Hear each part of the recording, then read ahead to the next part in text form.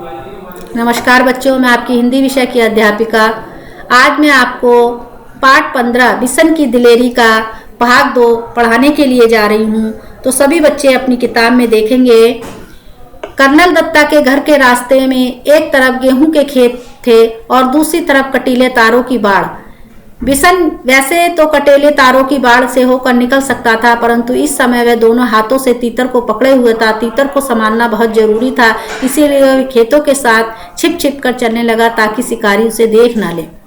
Colonel Dutta के घर को जाते समय रास्ते में क्या पड़ता था? एक गेहूं का खेत पड़ता था और उसमें कटीले तारों की बाढ़। बाढ़ क्या होती है बच्चों? जो इधर उधर किनारे किनारे पर लगा देते हैं, तो वो देती कटीले तार। जैसे हम कोई जानवर ना आए करके अपनी पौधों के आसपास कटीले तार लगा देते हैं, वैसे ही उन्होंने भी गेहूं की खेत के पास लगा दिए थे। वैसे तो अगर उसके पास बिशन के पास अगर तीतर नहीं होता तो वो कटीले तारों में से होकर निकल सकता था, लेकिन उसे अपने तीतर को बहुत संभाल कर रखना था। इसीलिए वो कटीले तारों को पार ना करके छुप छुप कर खेतों में चलने लगा कि शिकारी कहीं उसे देख ना ले।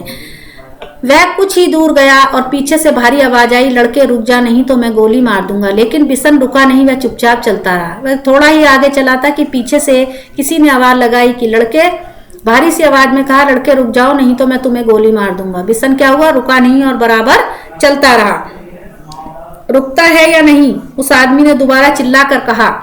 तब तक बिशन कटीले तारों के पास आ गया था। उसका दिल तेजी से धड़कने लगे। आगे बढ़ना मुश्किल लग रहा था, लेकिन फिर भी वह रुका नहीं और ना ही उसने कोई जवाब दिया। वो लड़का रुका नहीं, बराबर चलता रहा। तो उस आदमी ने फिर दोबारा कहा कि रुकता है या नहीं।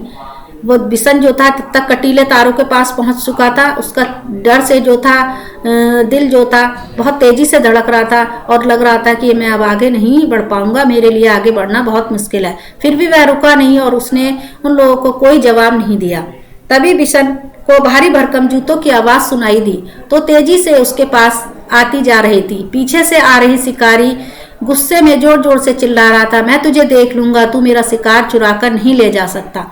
बिशन को अपने पीछे जो थे भारी भरकम जूतों की आवाज सुनाई दे रही थी। पता चल रहा था कि उसे कि मेरे पीछे कोई आ रहा है, और वो शिकारी जो था गुस्से से जोर जोर से चिल्ला रहा था कि मैं तुझे देख लूंगा, तूने मेरे शिकार को चुराया है, चुरा कर नहीं ले जा सकता।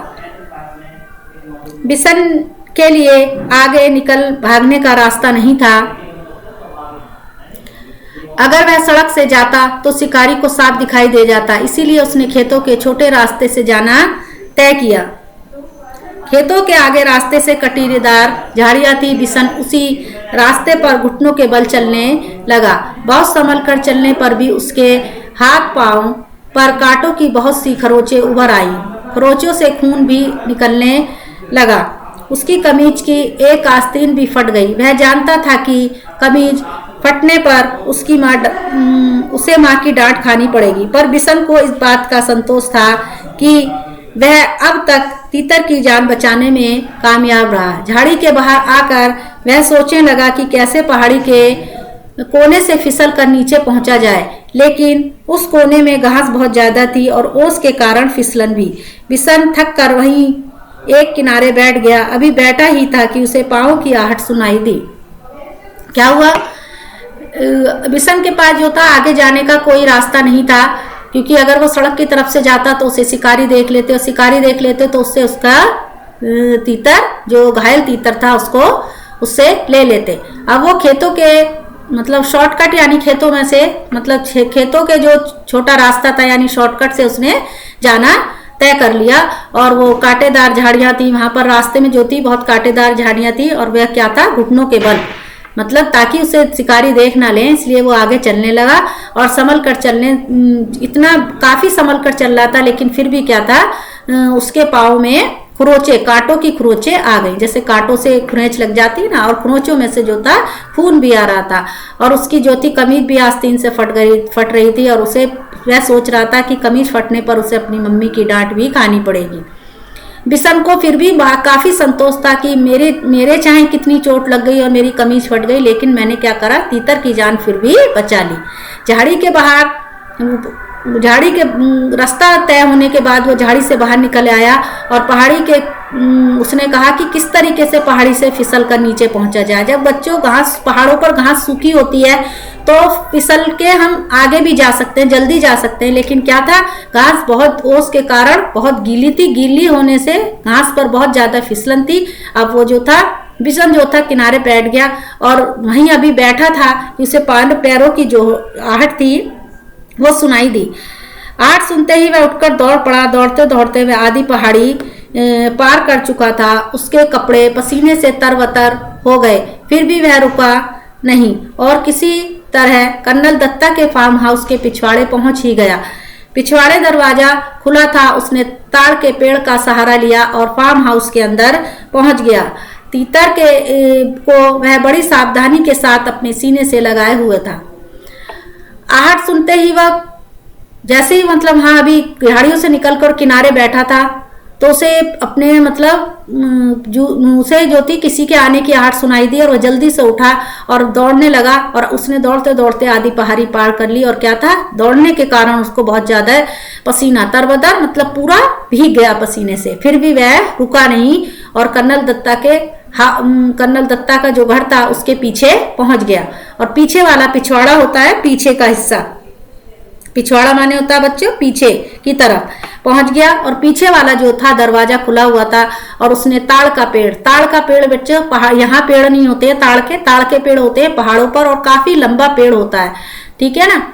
तो ताड़ के पेड़ का उसने सहारा लिया और क्या करा, उसने फार्म हाउस के अंदर, उनके घर के अंदर पहुंच गया और अपनी बड़ी सावधानी से उसने तीतर को जो था अपने सीने से लगाए रखा था। फार्म हाउस में खामोशी थी, बस रसोई घर में प्रेशर कुकर की सीटी की आवाज आ रही थी।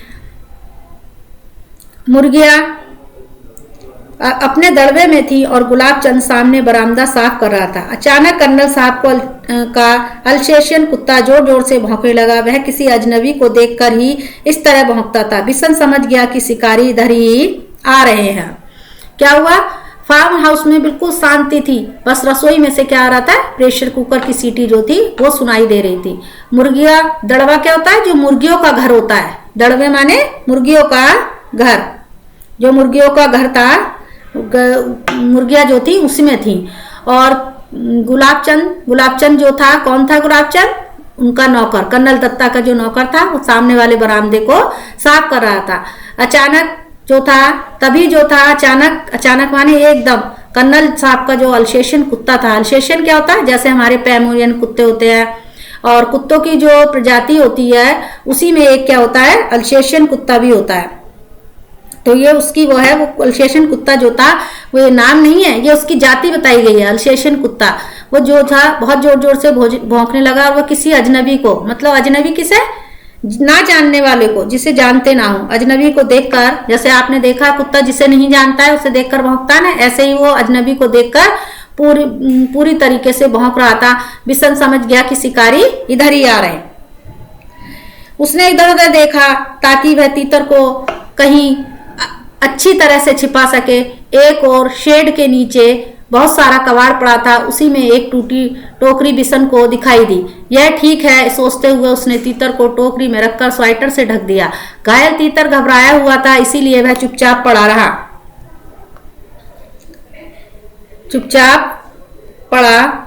तीतर को छुपाने के बाद बिशन ने सोचा कि अब बाहर चलकर देखना चाहिए, पर वह शिकारियों के सामने भी नहीं पड़ना चाहता था, इसीलिए उसने छत पर चढ़कर बैठना ठीक समझा। बिना सीढ़ी के छत पर चढ़ना उसके लिए बहुत आसान काम था। वह अक्सर इस शेड की ढलवा छत के सहारे ऊपर चढ़ जाता था। बिशन लकड़ी के खंभे पर बंदर की तरह छलांग लगाकर लटक गया और ऊपर की ओर खिसकते खिसकते छत पर जा पहुंचा। खपरेल की ढलादार छत थी, इसलिए वह चिमनी के पीछे छिपकर बैठ गया ताकि वह किसी और को दिखाई ना दे, लेकिन वह सब कुछ देख सके। उसने देखा कि दो शिकारी इधर चले आ रहे हैं और उनको देखकर कर्नल साहब का अल्सेशियन कुत्ता जोर जोर से भौंक रहा है। क्या हुआ, उसने लड़के ने जो था, बिशन ने इधर उधर देखा और वो मतलब जगह ढूंढ रहा था कि कोई अच्छी जगह मिल जाए जहां वो तीतर को अपने छिपा सके। एक शेड था, शेड मतलब छायादार, शेड माने होता है बच्चा छायादार, एक छायादार जगह थी छायादार शेड माने होता है बच्चों छायादार, छायादार जगह थी, उसके नीचे बहुत सारा कबाड़ पड़ा हुआ था, उसमें एक टूटी सी टोकरी पड़ी थी। बिशन ने उसी में जो था अपने तीतर को रख दिया और उसको स्वेटर से ढक दिया। तीतर भी बहुत घबराया हुआ था, इसलिए वह चुपचाप मतलब पड़ा रहा। और तीतर को छुपाने के बाद अब क्या होता है, बिशन ने सोचा कि बाहर चलकर देखूं कहीं वे शिकारी तो नहीं आ रहे हैं। सामने से उन्हें देखा कि नहीं, वह शिकारियों के सामने नहीं पड़ना चाहता था, इसलिए वह उन्हें देखने लगा। इसलिए उसने छत पर चढ़कर बैठना सही समझा कि मैं छत पर चढ़ जाऊंगा। वो बिना सीढ़ी पे भी चढ़ना उसके लिए, बिना सीढ़ी के ही छत पे चढ़ना उसके लिए बहुत आसान काम था। वह क्या करता था, वह अक्सर जो था शेड की ढलवा छत, ढलवा मतलब ढलान वाली जो छत, ढलवा छत, ढलवा छत कहते हैं बच्चों ढलान वाली छतें के सहारे ऊपर चढ़ जाता था। जो उन्हें ढलान वाली छत थी उनसे ही इनके सहारे चढ़ जाता था। और बिशन लकड़ी के खंभे पर बंदर की तरह छलांग लगाकर लटक गया और ऊपर को खिसकते खिसकते छत पर जा पहुंचा। मतलब जैसे खंभे को बंदर जैसे अपने सहारे से पकड़ लेता है, इसी तरह उसने पकड़ लिया और उसको ऊपर चलता चला गया खसकते खसकते। और खपरेल की ढलादार छत थी। खपरेल कैसी होती है बच्चों, जिस चीज की ईंट बनी होती है ना उसी तरीके की खपरेल होती है। और उनकी जो होती है खपरेल की जो छत होती है वो ढलावदार होती है। इसीलिए वह चिमनी के पीछे, या चिमनी थी उसके पीछे बैठ गया ताकि वह किसी को दिखाई ना दे और केवल वो सब कुछ देख ले लेकिन उसे कोई ना देख पाए। इसलिए शिकारी इधर चले, उसने देखा कि शिकारी इधर आ रहे हैं। उन्हें देखकर जो था कर्नल साहब का कुत्ता जो था वो बहुत जोर जोर से भौंक रहा था। कर्नल ने कुत्ते को डांटा, चुप रहो, पर वह ना माना। पिछले दोनों पांवों पर खड़े होकर वह उछल उछल कर भौंक लगा। वे दोनों शिकारी करीब आ गए तो कर्नल ने रौबदार आवाज से पूछा, कौन? क्या हुआ? कर्नल साहब जो थे वो कुत्ते को डांट रहे थे कि क्यों भौंक रहे हो, चुप हो जाओ। पर वह कुत्ता नहीं मान रहा था क्योंकि उसे अनजान लोग दिखाई दे रहे थे और वह बराबर भौंक रहा था। अब उसने क्या करा, दोनों पैरों पर, पीछे के दोनों पैरों पर खड़ा होकर, आपने देखा होगा कुत्ता पीछे वाले दोनों पैरों पर खड़ा हो जाता है, इसी तरह खड़े होकर उछल उछल कर भौंकने लगा, कूद कूद कर। और दोनों शिकारी जो थे करीब आ गए तो कर्नल ने बहुत अपनी रौबदार आवाज में, कड़क आवाज में पूछा, कौन है? धन्य बच्चों, आपने अब ये पाठ 15 बिशन की दिलेरी का भाग 2 पढ़ा है। धन्यवाद।